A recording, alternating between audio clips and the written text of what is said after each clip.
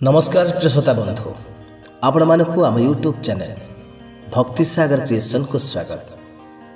प्रिय श्रोता बंधु आपण मानक आसीचु आज आउ एक सुंदर कहानी शीर्षक क्यों बेश्या को शिव विवाह करथिले और तांकर दुई संतान जन्म होइथिले से माने किए।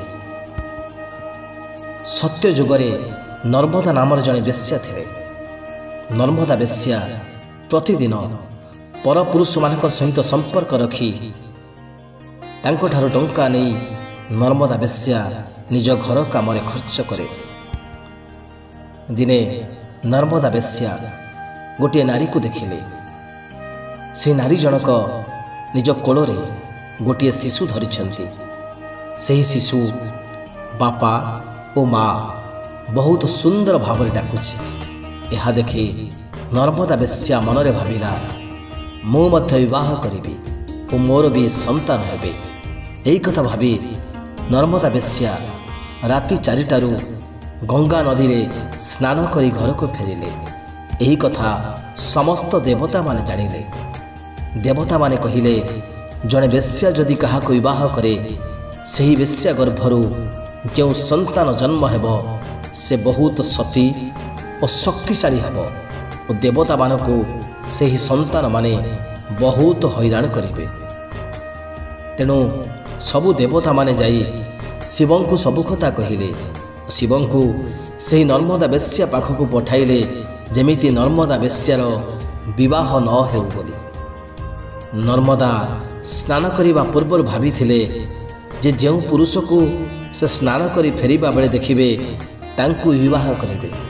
एही समय शिव कुष्ठरोगी वेश धारण करिले और निज शरीर रे बहुत क्षत स्थान रक्त और पूछ बाहर थाए। माछी बसु थांती क्षत स्थान रे जेपरि नर्मदा बेश्या प्रथमे शिव को देखिबे एहीपरि व्यक्ति को नर्मदा विवाह करिबे नाही। नर्मदा जेबे स्नान करी घर को फेरिले देखिले कुष्ठरोगी को। नर्मदा निज वचन अनुसार सही कुष्ठरोगी शिव को घर भीतर को नहीं क्षतस्थान परिष्कार कले और निज सखी मान को डाकिले।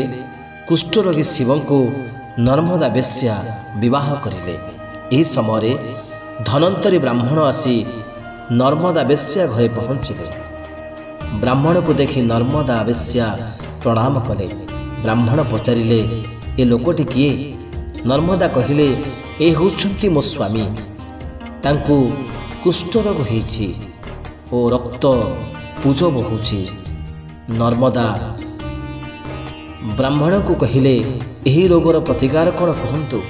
ब्राह्मण कहिले तुम स्वामीर सही क्षत स्थान रे रक्त और पूज को तुम जीव द्वारा चाटी चाटी खाइले भल हब। तुम स्वामी बहुत सुंदर मध्य देखा जिबे। ब्राह्मण अनुसार नर्मदा बेश्या सही परी करिले और शिवं कुष्ठ रोग भल हो गला। शिव और नर्मदा ए दुही मध्य श्रृंगार हला और दुई संतान सिंधु और कावेरी जन्म हेले जहा वर्तमान सिंधु और कावेरी नदी नाम विख्यात। परवर्ती समय मध्य नर्मदा बेश्या नर्मदा नदी नाम प्रवाहित हेले। प्रिय श्रोता बंधु जदि ए कहानीटी आपण मानक भल लगी थाए निहाती भावरे लाइक करिवे, शेयर करिवे, कमेंट करिवे। आम चैनल को सब्सक्राइब करिवा पई जमार भूलिबेनी। रहूछु धन्यवाद।